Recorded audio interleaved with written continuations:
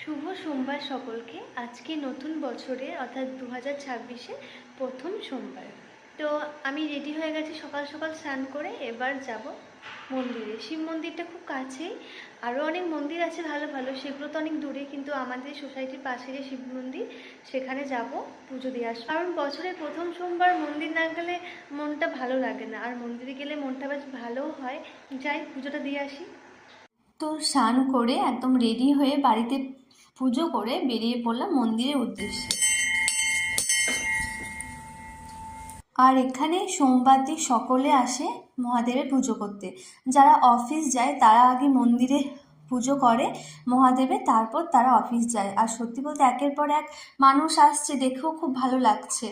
আর এখানেও বাইরেও একটা শিবলিঙ্গ রয়েছে, সেখানেও জল দিয়েছি, মন্দিরেও জল দিয়েছি। আর একা এসেছি কারণ ওর অফিস ছিল, ও আমাকে নামিয়ে দিয়ে আমি তখন মন্দিরে এলাম। আর সত্যি কথা বলতে কি জানো, এখানে এলে না মানে একবার বসলে উঠতে ইচ্ছে করে না। আর এখানে ভিতরে শিবলিঙ্গটা দেখো কতটা সুন্দর।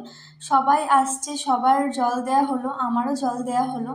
আর আজ বছরের প্রথম সোমবার, মহাদেবের আশীর্বাদ নেওয়াটা খুবই দরকার। আর সকলেই ভালো থেকো, সুস্থ থেকো, এটাই চাওয়া মহাদেবের কাছে। নতুন বছরে মঙ্গলবার সন্ধ্যাবেলায় আসবো, এখানে হনুমান চল্লিশা পাঠ হয় সকলে মিলে।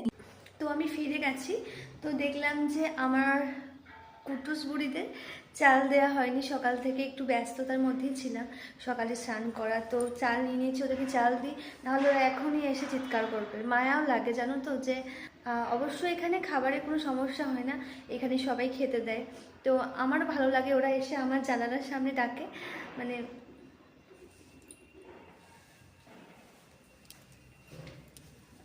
আয় আয় আরে।